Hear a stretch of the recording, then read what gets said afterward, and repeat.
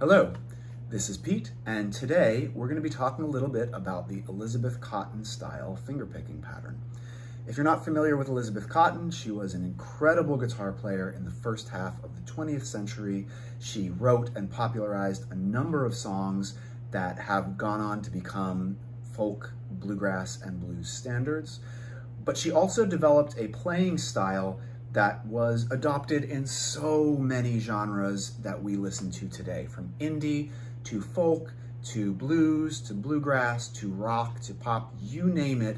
You can name a genre and you are somewhere going to find somebody playing in the Elizabeth Cotten style of fingerpicking. So, how do we do it? Well, if you have any experience with fingerpicking, you probably have learned the folk fingerpicking pattern style.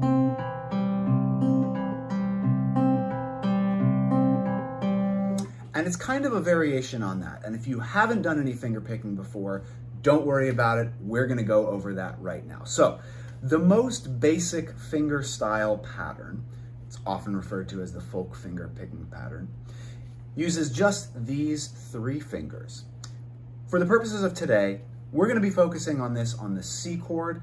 There are some variations on this depending on what chord we're playing, but that's a story for another lesson, right? So, if you grab your C chord, to do this folk fingerpicking pattern, like I said, we just need these three fingers, and we're going to be playing on these four internal strings. So we're going to ignore the high E string, and we're going to ignore the low E string for now. We're just focusing on A, D, G, and B.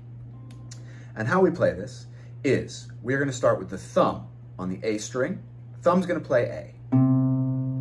And then we go to the middle finger, which is going to play B.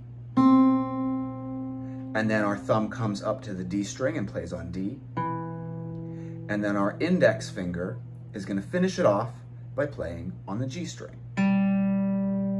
So once again, we're looking at these four interior strings, and we have thumb on the A, middle on the B, thumb on the D, index on the G, thumb, middle, thumb, index, thumb, middle, thumb, index.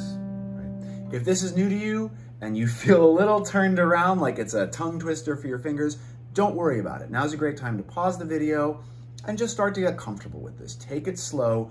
The goal here is not speed. The goal here is to get these four notes perfectly rhythmically even. If you can play it slow and evenly, it is going to be easy to scale it up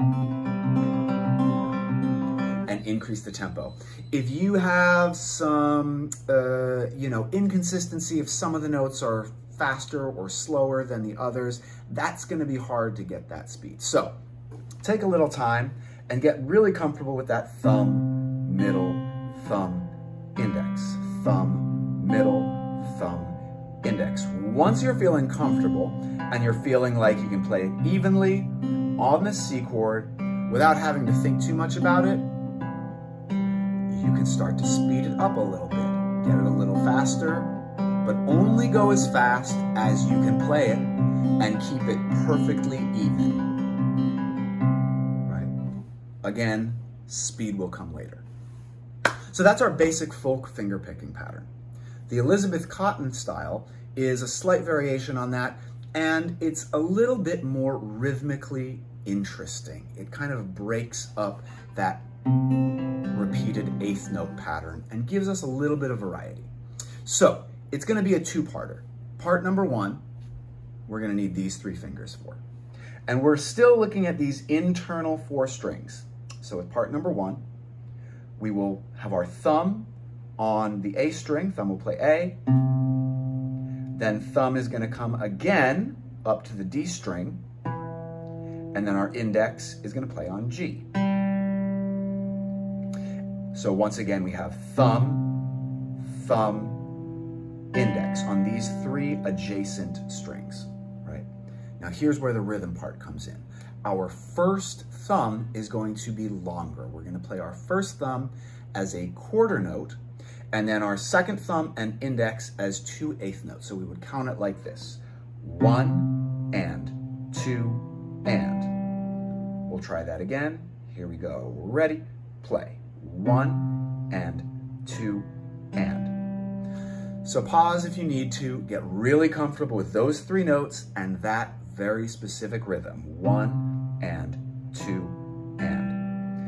And once you're comfortable with that, we'll add part 2. And spoiler alert, we already know part 2 because part 2 of the Elizabeth Cotten fingerpicking pattern is just our folk fingerpicking pattern. Thumb, middle, thumb, index, or A, B, D, G, right? So we already know that.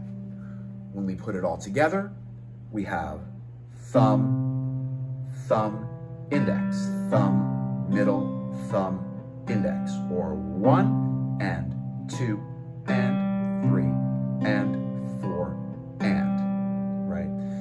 If you're getting turned around, take it slow, practice the 2 individual parts, practice that folk finger picking pattern so you're really comfortable with that, and practice this first part, thumb, thumb, middle.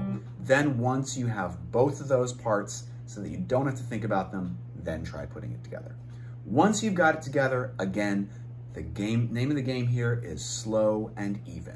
1 and 2 and 3 and 4 and. Once you can get it slow and even, then start to speed it up. 1 and 2 and 3 and 4 and 1 and 2 and 3 and 4 and 1 and 2 and 3 and 4 and 1 and 2 and 3 and 4 and so on. And over time, you'll notice that it just becomes second nature.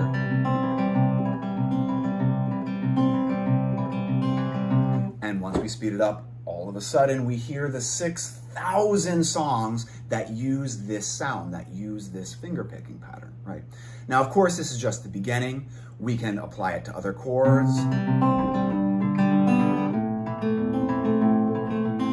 We can alternate that bass note, that lowest note, to kind of mimic what a bass player would be doing.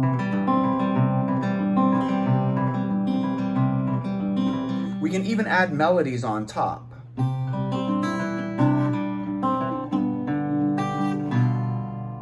And so on, right? So there's so much we can do with this, but even in its simplest iteration, just the straight ahead Elizabeth Cotten folk fingerpicking pattern, it gives us a little bit more intricacy and a little bit more flavor to our fingerpicking. So I hope you enjoyed this lesson.